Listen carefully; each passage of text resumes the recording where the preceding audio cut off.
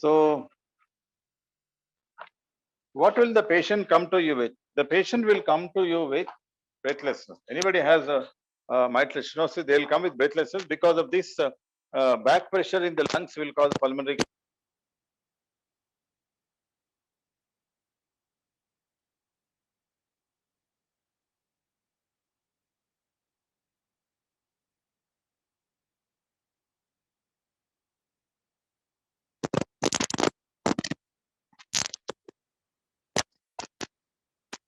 Hello. So, exertional dyspnea is one of the main symptoms of mitral stenosis. They can also with complication into whenever the left ventricle is enlarged, the left atrium is enlarged because of the stretch on the left atrium. Patient may develop an arrhythmia called atrial fibrillation.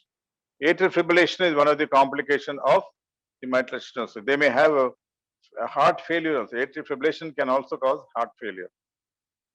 And as I said, severe mitral stenosis.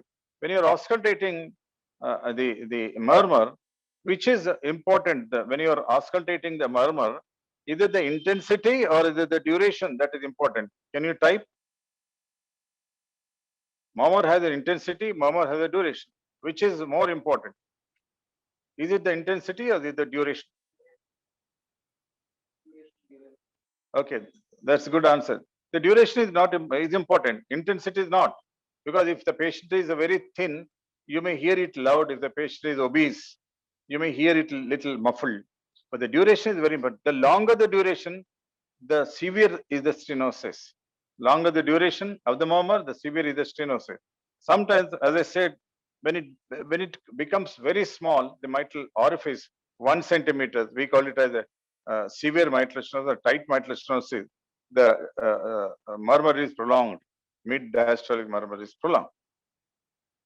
So, and because of this pulmonary venous congestion, lungs are congested and this back pressure occurs in the right ventricle and then right atrium, you see the JVP is raised.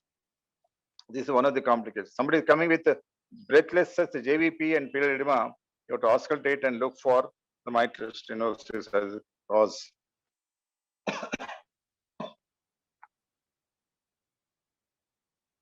And hepatomegaly, JVP, tender hepatomegaly and period edema.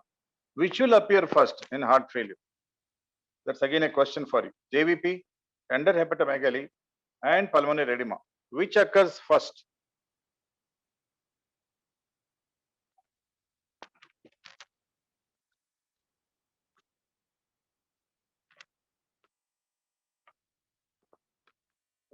Anybody?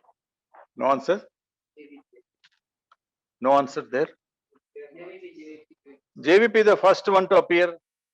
Tender hepatomegaly is the second one to appear. The period edema is the last one to appear. Because the right atrial pressure, which is increasing because of the left atrium, right ventricle, the right atrial pressure will show on the jugular venous pressure. So JVP is the first thing to get involved. Therefore, my dear students, when you come across a patient who's got period edema and breathlessness, whenever there is no JVP, the heart failure is very less likely because you will not see a period edema first without JVP. Because JVP is the one which appears first. So when you are treating the patient with the diuretics and other anti-failure medication, the disappearance will begin in a reverse direction. The period edema will disappear first, and the hepatomegaly will disappear next. JVP will disappear last. You should understand this. Okay. Sometimes JVP, just one injection of flaccid JVP, usually when a patient comes in the night with heart failure, my sincere student, middle of the night, he watches the JVP elevated. Next morning says, sir, JVP is elevated. But when I come in the morning, I see JVP is not elevated. So then I say, what is the treatment that you, sir? I gave Lasix in the night, sir. So one dose of Lasix can reduce the JVP sometimes. Sometimes it's not always so, but we should remember this is order of thing.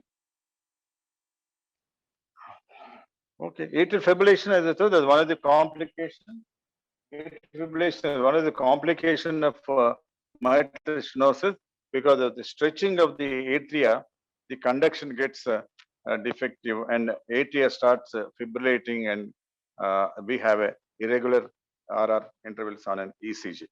Right ventricle enlargement, and if you auscultate until the right ventricle is enlarged, if right ventricle is enlarged, you also get, I'm sorry. Here, the very important, interesting point is, here the disease is in the mitral stenosis, mitral valve. Disease in the mitral valve, the pressure comes like that and to the right ventricle. When right ventricle gets dilated, like that, what will happen to the tricuspid valve? The tricuspid ring gets dilated. It becomes big. Then when right ventricle is contracting, it will regurgitate into the right atrium. So this is here.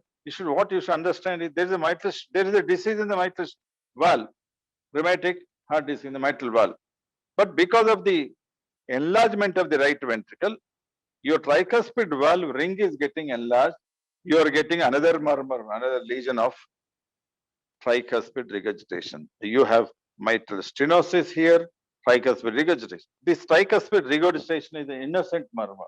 It's all functional murmur. There is no disease in the tricuspid one. So that point. And once you treat the patient with the diuretics and the supportive medication, when right ventricle size comes down, the TR murmur disappears. That is the beauty of auscultation. Initially, you may find two murmurs, MS and TR. After the treatment, the TR murmur disappears. That means the disease is there only in one valve, that is mitral. So as I said, next is aortic stenosis. A few points about aortic stenosis.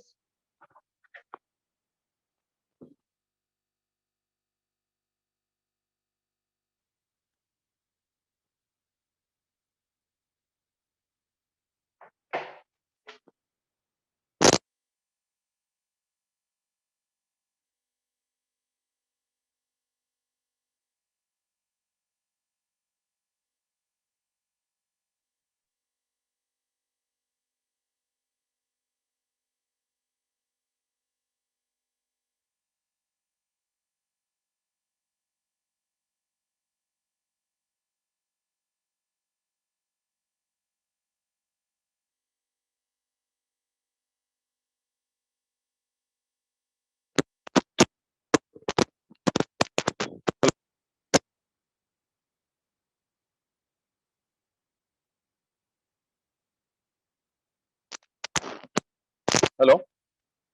Yes.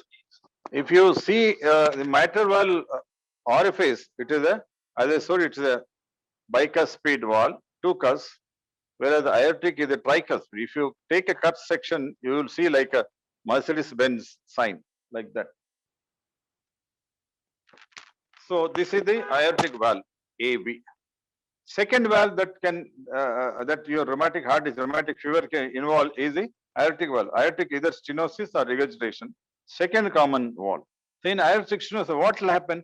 I want someone to tell me where is the murmur in aortic stenosis.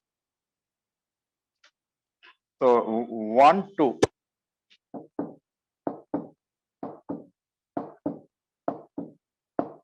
Lubbed up, 1, 2, 1, 2. So in mitral stenosis, you had a murmur here in the mid diastolic murmur. This is mitral stenosis.